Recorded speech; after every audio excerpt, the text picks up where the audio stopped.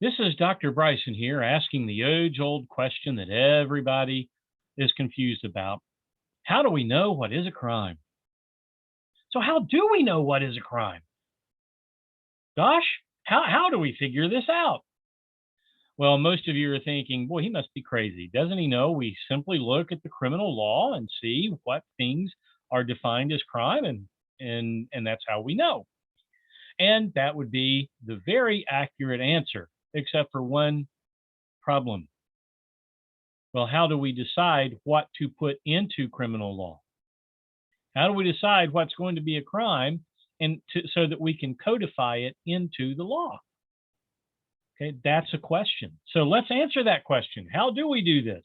Well, in our society in the US, we look at crimes as mala in se and mala prohibita.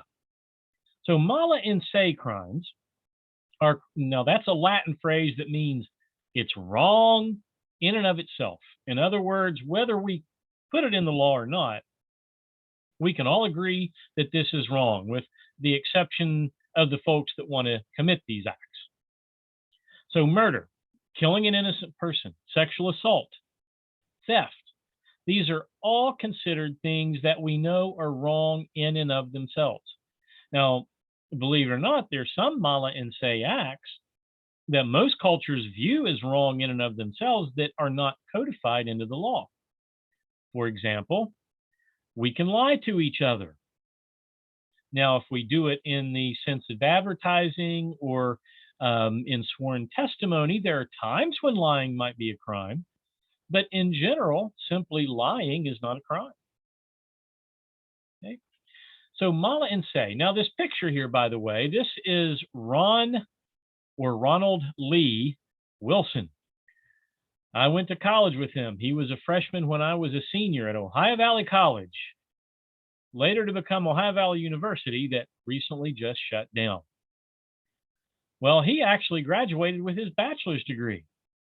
He got married and divorced the first wife, who was a really good friend of mine. Her father was a really good friend of mine.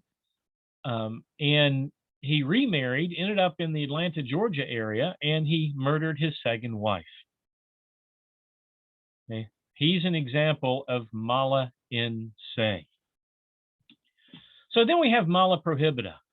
Now, this is a photograph of a marijuana plants. No, I did not take this photo.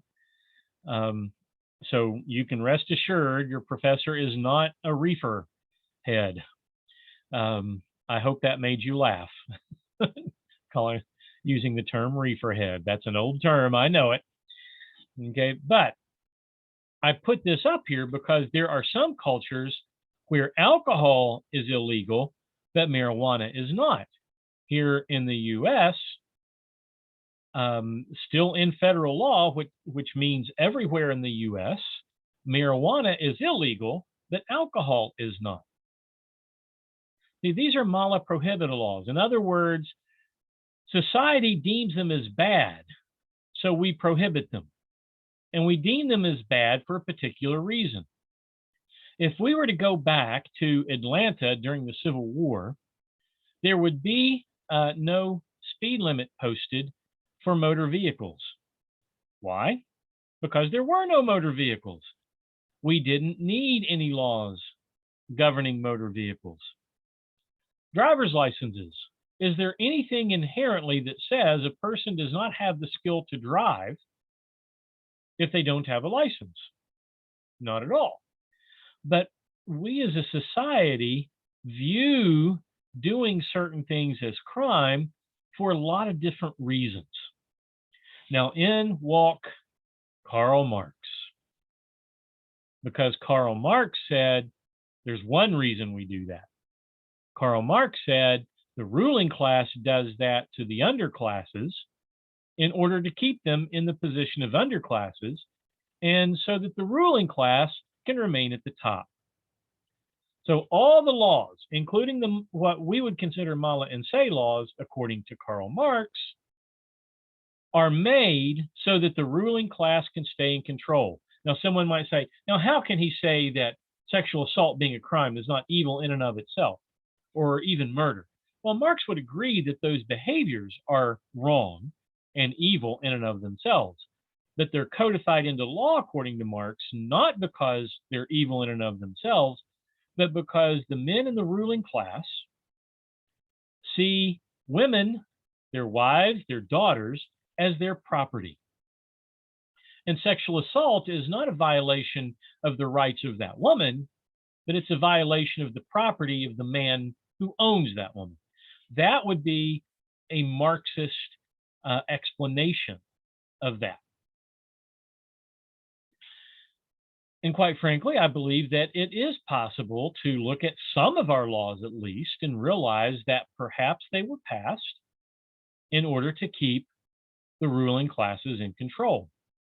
For those of you who've had my juvenile justice class and we've talked about parens patriae and the child savers movement, whether it was intentional, I mean, conscious to them or not, much of the juvenile justice history in the United States, especially between like 1820 to leading into Henry Galt in the 1960s, from the 1820s to the 1960s, so 140 years, was based on almost preventing those juveniles from having full opportunities. So that is how we know what is a law, because we codify it. But how do we codify it? We codify it by putting things into law that we consider mala in se, mala prohibita. But there are also times when the laws are made based on how can we keep the ruling classes the ruling classes. I'm going to give one more example of that, and then we're going to end this video. Segregation was a law that was intended to keep the races separated. And race is also a class issue, if you didn't know. In the US right now, there are more blacks living in poverty than there are whites, vastly more. The percentage, I mean, the rate of the population is even higher than just the numbers, the raw numbers themselves. So many of the laws that are passed that target the poor are targeting a particular race and vice versa. So that's just something to keep in mind, that Marx was not completely wrong. Now, while I may not agree with Marx's solution, that doesn't mean that everything that Marx said is wrong. Okay. Well, I hope you at least learned how we decide on a very, very basic level, how we decide what is a crime and what is not a crime. Now, why is that important? Because as we study criminology, we always need to ask, because remember, criminology asks the question, why do people commit crimes? Well, yes, why do they commit crimes? Criminology seeks a single answer, a theory that will explain it all. I don't think that's possible. Why? Because for mala in se crimes, maybe it is possible. Maybe it is possible. But when we look at mala prohibita crimes, I don't think that's possible, because we make certain things criminal to control society. For example, homosexuality was a crime at one time. Why? To control society. So a person that commits murder in a society where murder and homosexuality are crimes, a person who commits murder and a person who engages in homosexual acts are not motivated by the same thing. So the theories are going to have to be different. We can't have a single theory of crime to explain it all. We'll see you next video.